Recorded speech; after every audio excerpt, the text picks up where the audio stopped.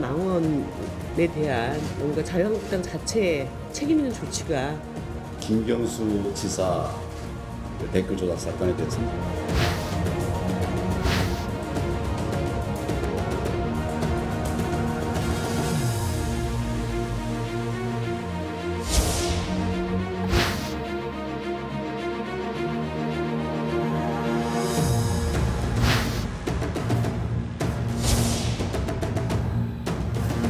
남북 협력 사업들을 속도감 있게 추진해 주기 바랍니다.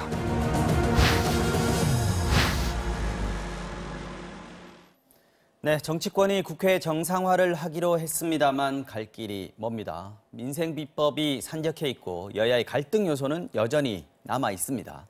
정부 여당에선 이번 주 개각이 예고돼 있고 자유한국당에선 황교안 대표 체제 출범 이후 주요 당직 인선이 이루어졌습니다. 여야 정치권이 그 어느 때보다 활발한 움직임을 보이고 있습니다. 오늘 정치 와호장룡은 이현종 문화일보 논설위원 그리고 김민전 경희대 교수 두 분 모시고 국내 정치 이야기부터 시작해 보겠습니다. 두 분 안녕하십니까? 네, 안녕하세요. 네, 반갑습니다. 자, 이 의원님 먼저 자유한국당 소식부터 좀 살펴볼까요? 네. 황교안 대표 체제 출범 이후에 오늘 첫 의원총회가 열립니다. 이제 2시부터니까 이제 막 시작할 시간인데 아무래도 당 소속 의원들하고 첫 번째 만남, 말하자면 상견례 자리가 될 것 같은데 이 자리에서 지금 5.18 망언 관련한 의원들 징계안도 지금 다뤄야 되는 상황인데 아무래도 당대표로서 첫 시험대가 되겠죠. 어떻게 될 걸로 보십니까? 오늘 아침에는 일단 뭐 시장을 일단 돌았고요. 네. 그리고 이제 오후에 의원총회를 하고 그다음에 이제 밤 늦게는 일단 지금 뭐 봉하마을에 노무현 전 대통령을 참배할 예정으로 되어 있습니다. 근데 사실 오늘 이제 첫 어떤 면에서 보면 상견례 격인데 사실 첫 시작부터 뭐 그렇게 좋지는 않은 것 같습니다. 왜 그러냐면 지금 일단 가장 큰 문제가 일단 5.18 망언 관련해서 지금 김순례 최고위원하고 또 김진태 의원에 대한 징계 문제가 일단 남아 있습니다. 지난번에 이제 유예를 했으니까요. 그렇습니다. 근데 지금 오늘 김영종 윤리위원장이 사퇴를 해버렸어요. 사실 그래서 지금 윤리위가 다시 지금 구성이 되게 돼 있습니다. 왜냐하면 김영종 위원장 같은 경우는 예전에 김병준 위원장 때 이제 임명이 된 분인데 그렇죠. 아무래도 이제 사퇴를 했기 때문에 새로운 또 위원장이 올 때까지는 뭐 징계를 할 수 없는 그런 상황인 것 같습니다. 좀 일정이 미뤄지겠군요, 지금부터. 그렇죠. 그러니까 당분간은 아마 징계를 제대로 할 수 없는 상황이 되는 것 같고 특히 이제 황교안 대표가 사실 이제 공약으로 내세워는 신적폐 청산위원회라고 있습니다. 이제 그걸 이제 신적폐 청산위원회를 구성하겠다고 이제 발표를 했고 또 김태흠 의원을 이제 위원장으로 내정까지 했는데 최고위원회에서 일단 보류가 됐어요. 왜 그러냐면 이 이름 자체가 적폐청산위원회가 이 뭔가 그 프레임에 지금 끌려가는 것 아닌가라는 것들. 그러니까 이름 자체도 좀 적당치 않다는 거. 그리고 이제 신적폐라고 했을 때는 적폐를 인정하는 꼴이 되니까 이제 그래서 이거는 좀 다시 생각해봐야 된다. 그래서 사실은 이제 오늘 원래 위원회가 2개 위원회가 구성되게 돼 있었는데 사실 1개 위원회가 이제 구성이 못 되게 됐어요. 그런 면에서 본다면 첫 출발부터 조금 삐걱거리는 이야기가 많이 나오고 있죠. 뭐 물론 앞으로 이제 넘어야 할 산들이 많습니다만은 일단 황교안 대표가 어떻게 당의 리더십을 찾을까 이게 상당히 좀 시험대에 오른 것 같습니다. 또 하나의 이제 당 안팎에서 보는 황 대표에 대해서 보는 시선, 당직 인선 가지고 이제 볼 수밖에 없는 상황인데 지금 어떻게 평가하십니까? 지금 친박계 전진 배치 이렇게 지금 보는 게 맞는 거죠? 그렇게밖에 볼 수 없을 것 같은데요. 사실 황 대표가 이 수락기 연설에서도 가장 강조한 게 통합하겠다. 맞습니다. 라고 하는 통합의 단어가 가장 강조되었는데요. 그 주장에 비해서 인선의 내용은 좀 못 미치는 것이 아닌가 이렇게 생각이 듭니다. 당 사무총장이 아무래도 다음 공천과 관련해서 가장 영향력 있는 자리라고 얘기할 수 있을 텐데 사무총장을 비롯해서 대표 비서실장 그리고 뭐 대변인당 대변인단에 이르기까지 모두 친박계다라고 얘기할 수 있고요. 물론 일각에서는 친박계가 아니라 사실 친황계다. 친박 중에서도 결국 황 대표와 가까운 사람들이다라고 해서 친황계다 이렇게 이번 전당대회 표현도 때 좀 도움을 많이 준 사람들. 그렇습니다. 그렇게 표현도 하고 있습니다만은 어쨌든 전반적으로 봐서 친박계다라고 얘기할 수 있을 것이고요. 다만 그 여의도 연구원의 경우 김세연 의원을 지금 지명해놓고 있는 이사회에 물론 승인을 받아야 합니다만 지명해놓고 있는 상황이어서 이분은 좀 색깔이 좀 없는 네, 편이시죠? 그렇습니다. 뭐 소위 말하는 탈당파이었었지요. 복당파라고 이제 얘기를 하기도 하고요. 이 김세현 의원이 있습니다만 전반적으로 봐서 이 친박계가 우세하다라고 얘기할 수 있고요. 물론 김무성 의원 같은 경우에는 뭐 지금 자유한국당의 친박이 어디고 비박이 어디 있는가 좀 지켜보자 이런 얘기를 하고 있는데요. 재밌는 것은 지난 경선 과정에서 김무성 의원도 이 황교안 후보와 상당히 손을 잡았다.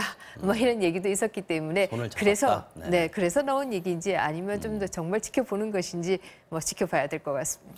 아무래도 이제 나중에 공천 때 되면 이 문제가 다시 얘기가 나올 것 같은데 지금 공천 비박계 내부에서는 좀 불안해하고 있다 이런 얘기들이 좀 들리는 것 같은데 어떻게 좀 듣고 계십니까? 일단 지금 뭐 오늘 황 대표가 이 당내에는 뭐 이 친박 비박 이런 거 개파가 없다, 자기는 모르겠다라고 이야기를 하고 있습니다. 네. 근데 뭐 다 아는 그 개파를 본인만 모르는 그런 사정이 아닐 것이고 어쨌거나 이 개파가 없다는 사실을 이제 강조하기 위해서 이제 하는 것 같아요.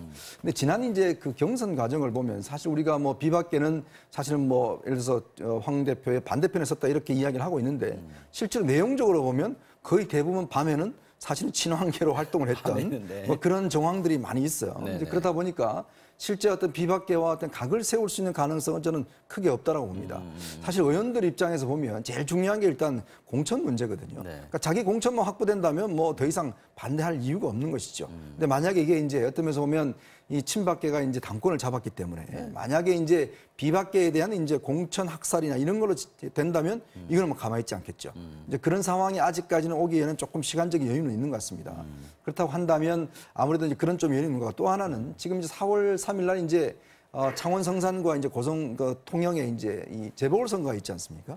네. 근데 이 재보궐 선거를 과연 황 대표가 이제 어떻게 치르냐에 따라서 사실은 만약에 이 선거에서 좋은 성적을 얻지 못할 경우에 황 대표의 어떤 리더십을 좀 치고 들어올 가능성도 있어요. 조기에. 그렇죠. 왜냐하면 지금 뭐 일각에서는 황 대표가 오래 가지 못할 것이다는 전망이 있지 않겠습니까? 그러니까 저는 첫 시험대가 일단은 4월 재보궐 선거 같은데 만약에 이 두 쪽에서 창원 성산은 예전에 이제 노회찬 전 의원께서 계시던 곳이거든요. 근데 만약에 이것이 다 확보를 한다면 황 대표는 당내 입지가 커질 텐데 그렇지 못하다고 한다면 아마 조기에 흔들릴 가능성도 엿보고 있습니다. 지금 당선은 됐지만은 전당대 과정에서 지금 뭐 얘기들이 많이 나오지 않았습니까? 지금 해결하고 넘어가야 될 부분들이 좀 있는데 예를 들면 이제 탄핵 관련해서 정당성, 절차적 정당성에 대한 얘기 그리고 태블 PC가 조작됐을 가능성이 있다. 이 부분에 대해서 이제 김진태 의원 질문에 그렇게 대답을 해버렸는데 이 부분에 대해서는 계속 이제 황교안 대표의 꼬리표처럼 좀 따라붙지 않을까 이런 걱정이 좀 있습니다. 그래서 별명이 황세모다 뭐 이런 별명도 붙지 않습니까? O도 아니고 X도 아니고 세모다. 두리뭉실하게 이제 넘어가는 거죠. 어떤 면에서 보면 황 대표가 사실 이 발언 이후에는 이 문제가 나오면 우리는 미래로 가겠다. 이야기만 계속 반복적으로 하고 있거든요. 그 이유는 뭐냐면 사실 이 문제는 어떤 면에서 이제 선거 과정에서 사실 친박의 어떤 지지를 얻기 위한 그런 발언 정도이지 사실 이 문제를 정면으로 하고 가기에는 굉장히 부담스러운 면이 있습니다. 아마 제가 볼 때는 앞으로 아마 이 문제는 그렇게 언급을 안 할 겁니다. 아예. 그렇죠. 왜냐하면 이거는 뭐 어차피 법적으로 지금 넘겨진 상황이니까 굳이 언급한다고 해서 본인한테 유리한 건 아니거든요. 그러니까 아마 이런 것들이 질문이 나올 때는 계속 황세모로 가지 않겠는가 뭐 그런 전망을 좀 해봅니다.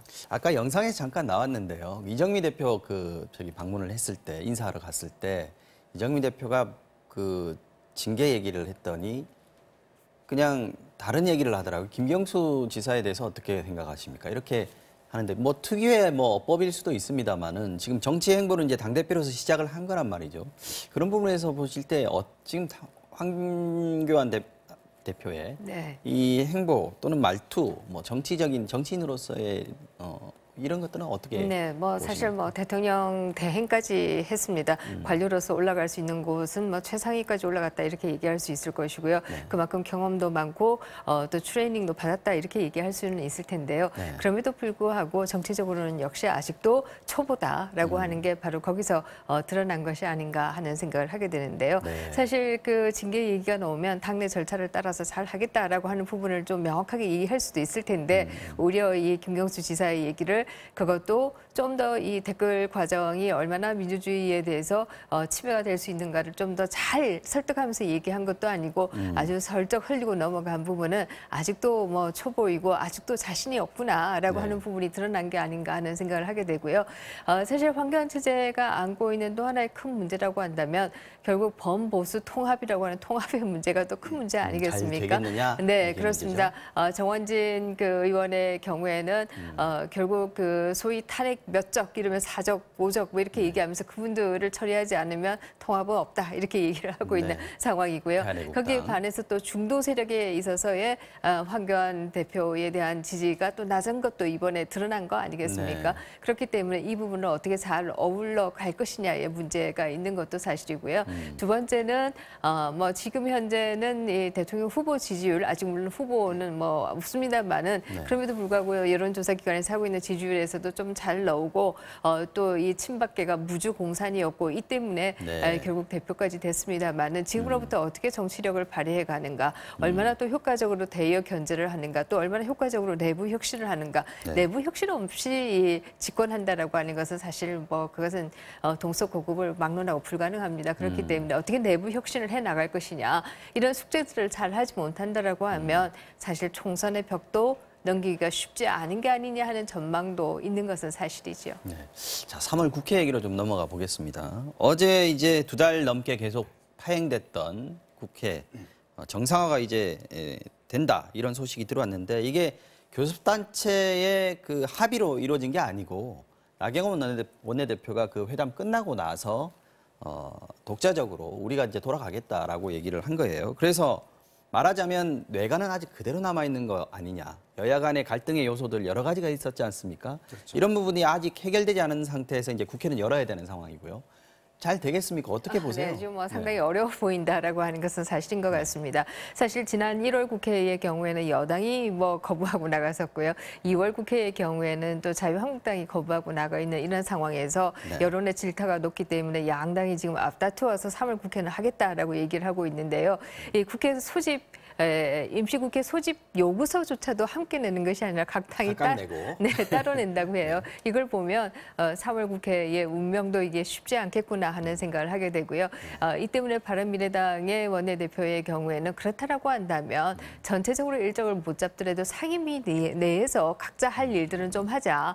각종 청문회라든지 이런 것들을 상임위 내에서 좀 소화를 하자라고 주장을 하고 있습니다만은 저는 그것도 말은 좋은데요. 쉽지 않을 것이다. 라고 보이는 게 우리의 상임위는 상임위원으로서의 멤버십보다는 오히려 당의 일부로서의 당에 대한 충성심이 훨씬 더 높기 때문에 원내대표들 차원에서의 문제가 해결되지 않으면 사실 상임위도 잘 굴러가기는 어려울 것이다 이렇게 보입니다. 제가 이제 사실은 뭐 딴 거는 못 하더라도 이 3월 국회가 딱 두 가지만 좀 처리를 했으면 좋겠어요. 가장 급한 거. 첫 번째는 미세먼지 방지법을 좀 처리했으면 좋겠습니다. 오늘도 정말 심합니다. 지금 뭐 밖에 나가 보시면 알지만 정말 한 5일째 정말 전 국민이 고통을 겪고 있지 않겠습니까? 물론 뭐 당장 이 법이 통과된다고 해서 나아지지 않겠지만 그렇지만 그러니까 법과 제도적으로 뭔가 좀 그래도 틀을 잡는 게 필요하거든요.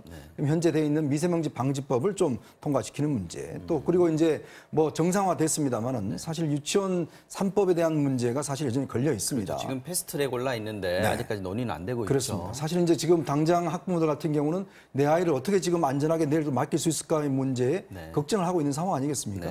자, 딴 거는 뭐 여러 가지 논란이 있을 수 있겠지만 정말 국민들이 현재 느끼는 고통이 있는 이 두 번만이라도 일단 이번 국회에 처리해 준다면 그나마 그래도 국회가 좀 국민들의 아픔을 좀 이렇게 반영하지 않을까라는 그런 좀 기대를 가져봅니다. 사실 미세먼지 관련해서 법안이 지금 50개가 넘게 국회에 제출되어 있다고 합니다. 이것을 어떻게 잘 갈무리를 해서 그야말로 좀 미세먼지를 저감하는 데 도움이 되기를 바라겠습니다. 지금 뭐 정치 그 선거개혁법도 지금 빨리 처리를 3월 안에는 반드시 처리를 해달라는 게 지금 선관위 입장인데 이런 부분들 앞으로 좀 잘 처리를 했으면 좋겠는데 여야가 지금 방점을 찍고 있는 부분이 좀 다르긴 합니다. 분명히. 그죠? 그렇습니다. 일단 여당 같은 경우는 아무래도 이제 이 공교육 정상화 뭐라든지 그다음에 현재 아까 제가 말씀드린 미세먼지법이라든지 그다음에 이제 사법개혁 관련된 문제 사법개혁 있죠. 뭐 이런 것도 공수처 문제라든지 이런 것들이 이제 아마 여당의 입장에 처리를 하고 싶을 텐데 지금 야당은 지금 황교안 대표가 이 장애투쟁도 불사하겠다. 즉 문재인 정권의 어떤 이 실정에 어떤 맞서 싸우겠다라는 걸 이제 자신의 가장 지금 첫 번째 지금 목표로 제시해 놓고 있거든요. 네. 그런 면에 비춰본다면 지금 쉽지는 않을 것 같아요. 왜냐하면 지금 공공기관 채용 비리 문제와 관련된 이제 청문회 같은 경우라든지 네. 또 그다음에 이제 최저임금법이라든지 또 국민연금과 관련된 문제라든지 아마 이런 것들을 이제 자유한국당은 가장 우선적인 과제로 내세울 것 같습니다. 네. 더군다나 지금 일단 야권 연대 같은 경우도 지금 쉽지는 않은 것 같아요. 왜냐하면 5.18 문제 때문에 야권 연대도 쉽지도 않고 이렇게 된다면 사실 뭔가 국회가 전적으로 하나로 모아줄 수 있는 의제는 딱히 보이지는 않습니다. 네. 그렇기 때문에 아마 이제 여야 원내대표들이 물론 뭐 다른 거는 쟁점이 있다 하더라도 최소한 합의할 수 있는 수준의 것들만 좀 합의를 했으면 그나마 그래도 1, 2월 놓은 것에 대한 좀 보답은 되지 않겠는가 그런 생각이 듭니다. 알겠습니다. 다음 얘기로 좀 넘어가겠습니다. 청와대가 지금 4강 대사 중에서 3강 대사를 교체를 했습니다. 그중에서 이제 가장 눈에 띄는 것은 장하성 전 정책실장 주중대사로 임명이 됐는데 전체적으로 봐서는 뭐 청와대의 뜻은 있겠습니다만 야당에서는 이게 또 회전문 인사다, 뭐 능력 없는 사람들을 또 가장 가까운 사람들 또 보냈다 이런 얘기들을 하고 있습니다. 배경이 어디 있다고 보십니까? 네, 뭐 지금 인사의 필요성은 공석이 있었기 때문에 또 인사를 하지 않을 수도 없는 뭐 그런 상황이었다라고 네. 볼 수 있을 것이고요. 전체적으로 봐서 그야말로 여당의 경우에는 대통령의 철학을 이해하는 사람들이 가야 되지 않는가 하는 주장도 저는 일리가 있다고 생각합니다. 네. 다만 전체적으로 인사를 보면 문재인 정부에 있어서 너무 인력풀이 좁은 거 아니냐 네. 이런 문제 제기는 저는 얼마든지 가능할 것이다라는 생각을 하게 되고요.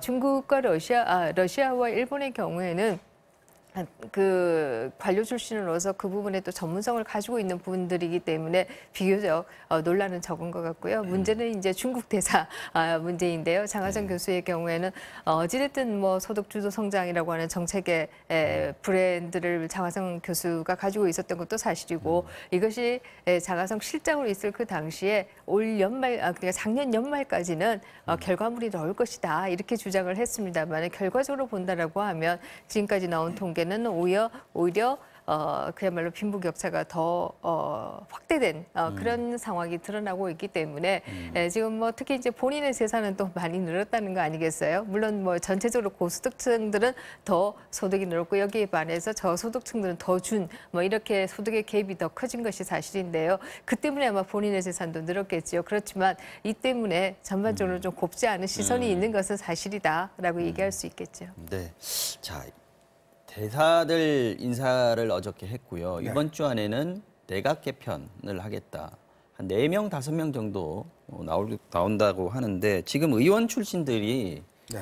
이름이 나오고 있습니다. 의원 출신 1기 내각들은 국회로 복귀하고 이제 다음 이제 우상호 의원 그리고 박영선 의원 이 이름들이 나오고 있습니다. 입각 가능성이 지금 높게 점쳐지고 있는데 총선을 고려하지 않을 수가 없는 상황 아닙니까? 그렇죠. 일단 이제 아마 우리가 대통령제 상황에서 사실은 의원들을 차출한다는 것 자체가 상당히 모순적인 측면이 있어요. 우리가 의원 내각제가 아닌 상황에서. 그런 상황인데 사실은 또 의원들을 지난번에 차출을 했다가 다시 더 보냈는데 과연 의원 출신 장관들이 어떤 성과를 냈는가에 대한 좀 저는 냉정한 평가가 있어야 되는 거다 생각이 듭니다. 사실 장관이라는 자리가 뭐 역대 정부 다 그랬습니다. 뭐 어떤 면에서 보면 의원들이 하나의 경력을 플러스하고 자신의 어떤 정치적 기반을 마련한 뭐 소위 8개월만 하고 간 장관들이 수두룩하지 않습니까? 그럼 와서 사실은 뭐 좋은 게 좋다는 그런 식으로 이제 국정을 하다 보니까 사실은 이 어떤 성과가 그렇게 나지 않죠. 근데 그런 상황에 지금 이제 한 3명 정도의 현역 의원들이 또다시 이제 장관으로 발탁이 되는 것 같은데 네. 문제는 이분들 같은 경우는 아마 차기 총선 출마를 일단은 이제 하지 않고 오는 걸로 포기한다고 봐야 그런 됩니까? 가능성이 있을 것 같습니다. 그런 상황에서 아마 또 청문회를 또 의식하지 않을 수가 없어요. 사실 의원 불패라고 사실 청문회가 의원들은 다 통과시켜줬거든요. 그런 측면들도 고려할 수 있을 것인데 문제는 이제 앞으로 이분들이 와서 또 차기를 이제 도모하는 뭐 서울시장이라든지 이런 걸 도모하는 그런 차원에서 아마 올 것 같습니다. 근데 일단은 국정이라는 게 사실 장관이 더 이상은 어쩌면 좀 경력 쌓기용은 좀 안 됐으면 좋겠다라는 그런 바람. 네. 그리고 이제 의원 출신들이 왔을 때 사실은 이제 어떤 정책을 어떤 익히고 어떤 부서를 적응하는데 많은 시간을 또 소비하는 수가 있거든요. 네. 그런 측면에서 본다면 과연 국정의 효율성이 있을 것인가에 금방 대한 왔다가 문제. 총선 나간다고 금방 그렇죠. 나가버리고 뭐 이런 그렇다고 거는 좀 한다면 없어져야 될 본인 것 또 같아요. 싫은 소리를 듣기 싫어하거든요. 그러면 좋은 걸 하다 보면 사실 부처 운영이 상당히 방만해질 수 있습니다. 그리고 또 파퓰리즘 정책을 많이 할 수가 있기 때문에 아마 그런 점들을 좀 고려를 해야 되지 않을까 하는 생각이 듭니다. 네.